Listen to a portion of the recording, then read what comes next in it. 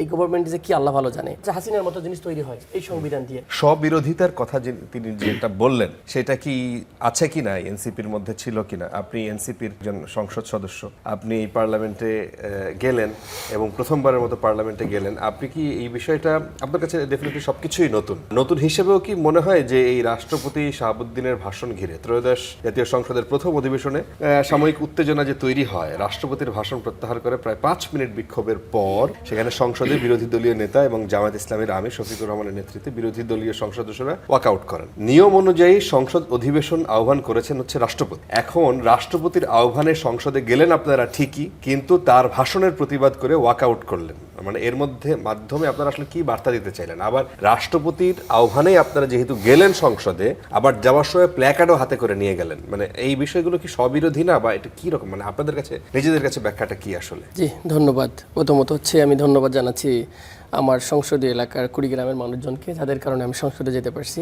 এখন আপনার কাছে আসি যে স্ববিরোধিতা তো এখন সবাই হাইলাইট করতেছে। আমার কথা হচ্ছে মুদ্রা ঘটনাটা কি আসলে, কেন বিরোধিতা করা লাগতেছে, কেন এটা নিয়ে আলোচনা হচ্ছে।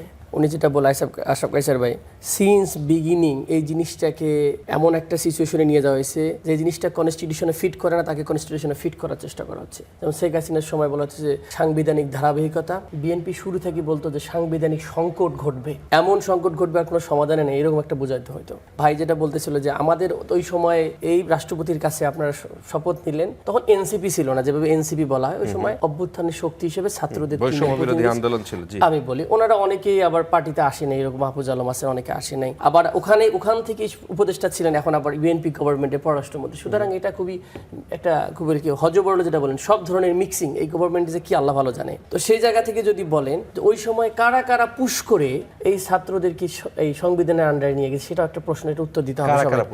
আমি বলছি উনি যেমন বলতেছে যে বিভিন্ন গোষ্ঠীর ভয়ে যারা নাম বললো যে ওনাদের কারণে ওনাদের আন্ডারে চলে গেছে, অনেক স্টেক হোল্ডার ছিল এই গভর্নমেন্টের মধ্যে, তাহলে কনস্টিটিউশনে ঢুকানো হলো প্রথম দিকে গভর্নমেন্টকে, যেটা বিপ্লবী হতে পারতো সংবিধান না। এই বৈষম্য বিরোধী আন্দোলনের যারা ছিল তারা কি তাদের ইচ্ছার বিরুদ্ধে গিয়ে ওই শপথ নিয়েছিলেন রাষ্ট্রপতির কাছে? শুধু বৈষম্য বিরোধী গভর্নমেন্ট ছিল না তো, এটা তো সব দলের স্টেক হোল্ডার ছিল।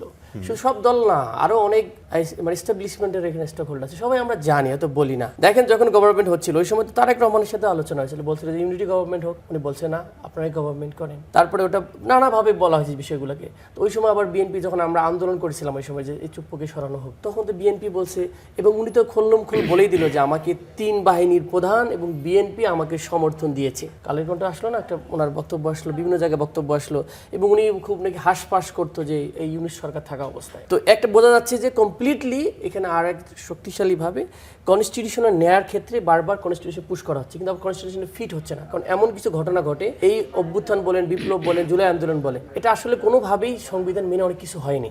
যতই আপনি ঢুকানোর চেষ্টা করেন অতই বেশি আপনার ক্যাওয়াস লেগে যাবে, এখন পর্যন্ত ক্যাওয়াসটা লেগে যাচ্ছে। বিষয়টা হচ্ছে যে যাই বলেন না কেন, তাল গাছটা আমার। যদি এই সংসদে এইরকম হয়তো 150 বা 140 বা 150, তখন দেখতেন পুরো ন্যারেটিভটা চেঞ্জ হয়ে যেত। এখন 2/3 মেজরিটি পেয়েছে, ওনাদের দরকার হচ্ছে এই পার্লামেন্টারি সুপ্রিমেসি, ওনারা যা চায় তাই করতে চায়। বিএনপি ভাই যেটা বলছে, নিয়তটা আসলে কি আপনার, ব্যাখ্যা দেখবে যে নিয়তের সাথে সাথে ব্যাখ্যাও চেঞ্জ হয়ে যাবে, সব নতুন সংবিধান বিশ্লেষক তৈরি হয়ে যাবে। এই জন্য যদি বলেন আপনি সংবিধানের আন্ডারে আসলেন, আপনাদেরকে ডাকা হইলো, এখন পার্লামেন্টে নর্মালি যে প্রসিডিউরাল স্টাইল অনুযায়ী যদি আপনি কনস্টিটিউশনে যান, তাহলে রাষ্ট্রপতি আহ্বান করবেন, এবং রাষ্ট্রপতি যদি আহ্বান করেন, রাষ্ট্রপতি এর আগে আরেকটা আহ্বানও করার কথা ছিল ওনার আদেশ অনুযায়ী।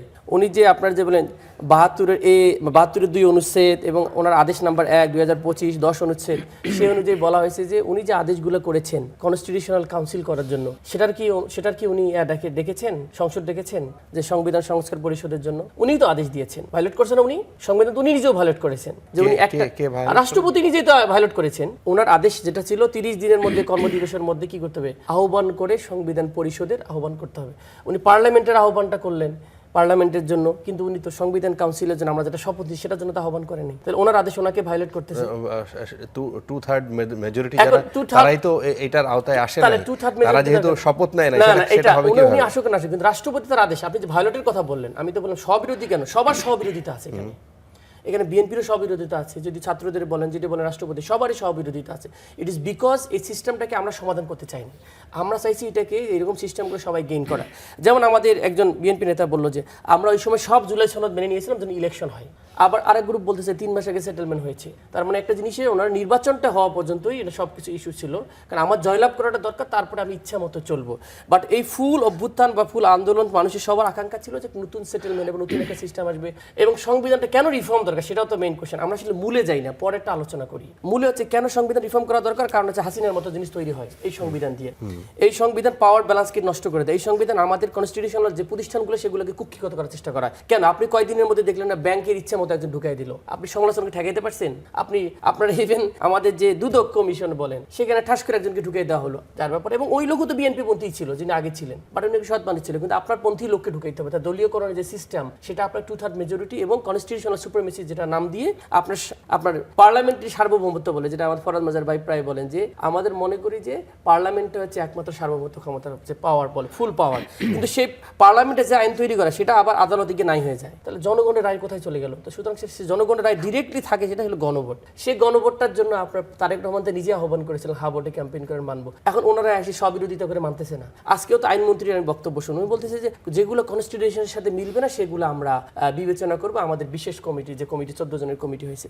তাহলে তো একই কি লাভ হলো? তাহলে আপনি ঘুরে ফিরে আপনার কমিটি যেটা চাবে, আপনার দল যেটা চাবে সেটাই হয়ে যাবে। তাহলে এই গণভোটের দরকার নাই, কনস্টিটিউশনের দরকার নাই, ইজ জাস্ট এ রিটোরিক। আমার মনে হয় ব্যাখ্যা নিজের মতো করে দেওয়া হয় আইন। তো এইটা হলো ওভারঅলে যদি বলেন, এখন ওভারঅলে আপনি এইটা স্বীকার করবেন যে আপনাদের মধ্যেও সব বিরোধিতা ছিল?